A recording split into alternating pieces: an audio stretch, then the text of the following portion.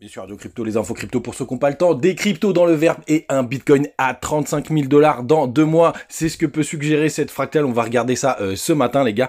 On est parti avec un BTC donc qui a dépassé les 17 000 $. On est à 17 206. On a Ethereum qui est un peu plus chaud, qui prend 3,6%, BNB 6,6%. Mais la grosse perf vient du côté de ADA qui prend 18,2%. On a aussi des belles performances du côté de Missile Sol qui prend 21%. Le rebond est assez magistral. On est tout dans le vert. Ça sert à rien que je vous les cite tous. On va juste citer les plus gros comme Atom qui pousse 10,3%. Bref, très bonne matinée et très bonne fin de soirée. On a même Lido, allez, si on descend un peu plus bas, qui a pris 27%, les gars. Du côté du daily, on est vraiment, ça y est, sur la zone danger. C'est-à-dire que là, si vous faites du trading, normalement, vous commencez à prendre vos profits puisqu'on est juste en dessous du nuage. On est sur des grosses résistances. Regardez comment on l'a touché à la perfection, comme c'est chirurgical. La très bonne nouvelle, c'est que finalement, là, Kijun est passé sous le cours. Ça, c'est plutôt pas mal, mais vous allez voir, on va être coincé entre les deux. Donc, il va y avoir une résolution qui va être faite. Et pour le coup, c'est à ce moment-là qu'on peut avoir une correction, même si on a encore quelques jours pour pouvoir monter et pour pouvoir rester à l'intérieur de ça. Mais vous voyez, c'est très intéressant quand vous avez le nuage qui est positionné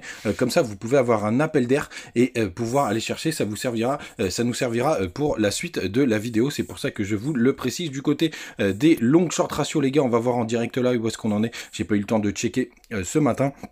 Comme ça, on découvre ensemble et ça, c'est une très bonne nouvelle. Regardez, les gars, non, on a le long short ratio qui se rapproche. Ça veut dire que pas mal de gens sont contre ce mouvement, hein, donc on pourra avoir un peu de jus pour aller un peu plus haut. On n'est plus qu'à 54% de personnes qui sont en long et surtout, regardez comment ça a acheté sur le spot. Et souvenez-vous, le plus important, c'est les achats spot. C'est le plus important de tous pour retrouver une tendance haussière. Et les funding, même s'ils sont positifs, ils sont quand même très proches du niveau de stabilité, du niveau 0, les gars. Donc c'est plutôt pas mal ce qu'on a sous les yeux pour pouvoir continuer cette fameuse hausse. Du côté des options, vous le savez, elle fonctionne plutôt bien, hein, parce que je crois que ce matin, le Max Pain était à 17 000 $. On va regarder ensemble, puisque c'est pas encore expiré. Hop, c'est le troisième. On regarde tout de suite le 9 janvier. Hop.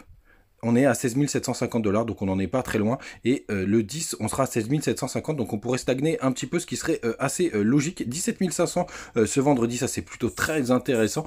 On pourrait stagner, ce qui nous emmènerait, vous voyez, dans cette petite fourchette juste là que vous avez pas mal sur cette zone.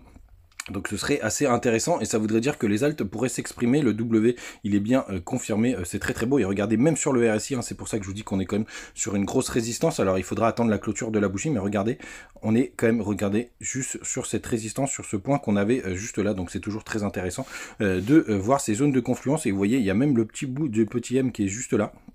Vous voyez, qui a fait office de support par le passé. Bref, c'est assez intéressant ce qu'on voit. Donc les gars, le Bitcoin à 35 000 $ d'ici 2 mois. Je vais vous expliquer pourquoi. Alors là, je suis en monthly sur le même graphique du Bitcoin, hein, c'est juste que c'est sur Bitfinex.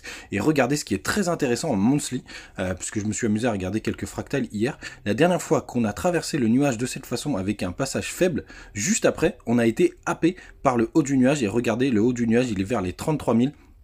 Et les 36 000 $ grosso merdo, et c'est arrivé juste après, et la dernière fois que c'est arrivé, donc c'était en 2018, regardez, c'était juste ici, hop, vous avez une bougie qui a clôturé juste à côté du nuage ou dans le nuage, et après derrière, pendant 2 mois, on a été rechercher le haut du nuage. Alors, est-ce que avec un seul backtest, puisque Ishimoku malheureusement sur le monthly, il a pas assez d'historique, donc ça arrivait qu'une fois, donc faut surtout pas le prendre pour argent comptant, mais ce qui est très intéressant, les gars, c'est qu'on a une fractale qui se ressemble quand même plutôt pas mal. Là, il y a eu à peu près 11 mois pardon, entre ces deux pointes de nuages. Et regardez, on a à peu près le même nuage qui est en train de se former juste ici. Sauf que là, il est un peu plus gros, hein, puisqu'on est à peu près sur 18 mois du 1er mars 2023 jusqu'en octobre 2024. Et on a une fractale qui est très proche. Donc on va voir ce que ça va donner. En tout cas, ce qui est sûr, les gars, c'est qu'on se rapproche du bottom si on l'a pas déjà trouvé.